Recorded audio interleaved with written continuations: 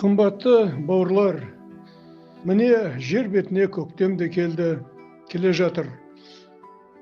Аяз кетіп, күн жылыйды. Көптен күткен наурызымыз да келіп, көк шығып, жер терлеп, жыртылып, жерге дән себіледі. Мал төлдеп, дала гүлдейді. Ауылдың тыныс тіршілігі жаңа қарқын алып, күн ұзарып, көктемнің шаруашылығы басталады. 2023 жылы мен бірінші рет эфирға шығып, көгалдандыру жобасын ауылдастарға, ауылдан шыққан азаматтарға, ауылдың әкімшілігіне ұсынғамын. Жалпы қазіргі еліміздің экономикасына, өндіріс индустриясына, ауыл шаруашылығына, үлкен экология проблемасына бәріміз ел жұрт болып, оның арасында еліміздің ауыл шаруашылығына, туған ауылға көңіл бөлетін кез келді деп. Ол проблеманы шешу үшін ауылдан шыққан, ауылда туып өскен, суын ішіп, ауасын демалып, құрт майын жеген ақсақалдарын, ақ жаулықты апа-аналарының дана сөзімен өскен, тапан нанымен қаймағын дәмін татып өскен, қасиетті төбелерде ата-бабасы жатқан, жайлаудың иісін ұмытпаған азаматтар алдыңғы қатарда тұру керек деп мен есептеймін. Қазір халықтың санасы өсті, ауылға ғылым ошақтары, мектептен бастап білімді ұстаз, дәрігер, содан кейін селекция дейді ғой, селекция, таңдау, өсімдіктердің жаңа сорттары, жануардың асыл тұқымдарын дайындайтын орталықтары әр ауданда болу керек. Осы дамымаса, еттің бағасы айтып жатыр ғой, 15-20 мыңға кетіп қалуы мүмкін. Біз Пакистанның картопынан, Қытайдың көкөнісінен, мынау сүтте сүт жоқ дүниеден құтыла алмаймыз. Өнімімізді өсірген терең өңдейтін орындары керек. Ол енді ақырындап келе жатыр. Осы жұмыстар күшею керек. 3 жыл бұрын біз айтып едік, ауылға мемлекеттің назарын аудару керек деп. Өйткені елдегі ауыл азайып, ел ауылдан көшіп жатыр, жер-жердегі. Ауылға газ керек, су керек деп. Әкімшілік көтеріп жатқан жұмыстарына біз қарап жатпай, ел жұрт боп қозғау салайық деп. Ынтамызды көрсетейік, үнге үн қосайық, бір жағына шығысайық, бірге көтерген жүк жеңіл деп айтып едік. Міне бүгін бұрын болмаған жобалар облысқа да, ауданға да, ауылға келе жатыр. Ол бізді қуантады. Ары қарай бұл күшейсе екен деп тұрмыз. Біздің көгалдандыру жобасы ел-елге тарады. 2025 жылы өмірге таза Қазақстан деген қозғалыс пайда болды. Ол мемлекеттің басшыларының тарапынан. Ол жұмыста біз алдыңғы қатардамыз. Ол бізді қуантады. Ал енді шыршаға келсек, шырша кез келген жерде шықпайды. Ол биігі бар, тауы бар, таза суы бар, көк майса, альпийский луга дейді ғой, көк майсамен гүлденген жерлерде. Шыбыны жоқ, масасы жоқ, таза, ауасы таза жерде өседі. Шырша деген 650-700 жыл өмір сүреді екен. Өздеріңіз ойлаңыздар, 7 ғасыр. Бұл бір ғажайып дүние. Жақсаң жылу, салсаң баспана, үй бұйымы, адамның өмірі ағашсыз қазір мүмкін емес.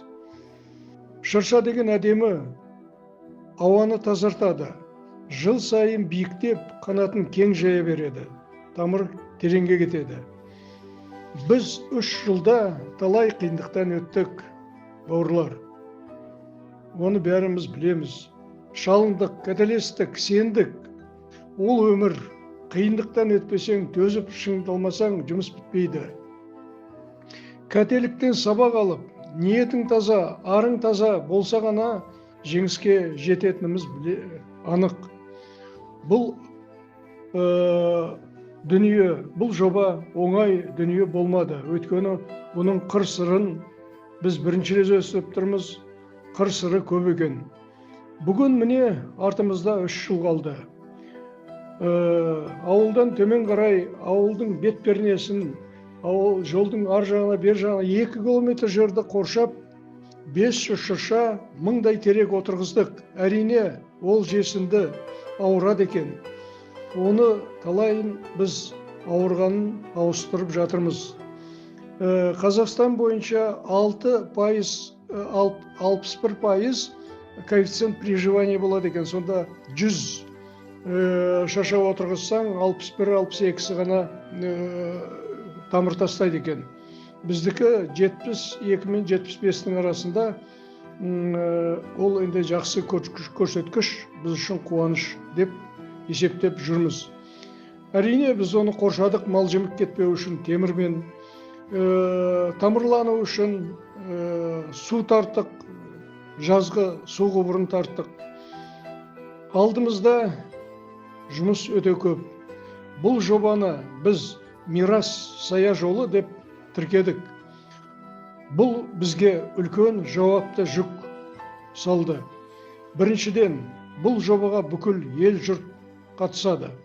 Екіншіден, бұл үлкен үлгі, жал ағашты бүкіл әлемге, бүкіл біздің жерге танытатын ерекше жоба. Ал ең негізгі бұл жобаның мақсаты біздің мирасымыз дейміз ғой, алмас қауқарымыз, біздің артымыздан өсіп келе жатқан жас буынымыз, балаларымыз үлкен, олар үшін бұл үлкен тәрбие, сабақ. Ал олар әке, анасының, аға әкпелерінің ел дегенде, жер дегенде есінде қалатын жұмысын көріп өссін. Олар біз салған шыршалармен бірге өсіп, осы ауылдан қанаттанып, дос жаранымен, ұстазымен бірінші осы жобаның өскен шыршаның астында таңын қарсы алсын. Осы мирас сая жолымен үлкен сапарға шығып, ғылым, білімді таңдап, үлкен азамат өсуді деп армандаймыз. Болашақ өткені бізге, біздің ауылдан үлкен ғылымдар шықсын. Өткені ғылымсыз, инженерсіз, агрономсыз, білімді ветврачсыз, білімді ұстазсыз, білімді дәрігерсіз, бұл айтқанда жақсы білімі бар азаматтар, үлкен ғалымдарсыз біздің өміріміз алға баспайды. Тек қана сол бізді алға тартатын ғылым. Оны қазір дамыған елден бәріміз көріп жүрміз. Содан біз үлгі алуымыз керек. Енді қымбатты ағайын, біз үлкен 70 пен 80 арасында жүрген адамдармыз. Біздің інілеріміз, балаларымыз, ұрпағымыз мирас деген өзіміздің қасиетті ұғымды жүректеріне сақтап, ары қарай мирас сая жолын келешекте жалғастырады деген сенімдеміз. Құрметпен туған ел көктеп гүлдей бер қоғамдық қозғалысының төрағасы Жақашев Мұраш.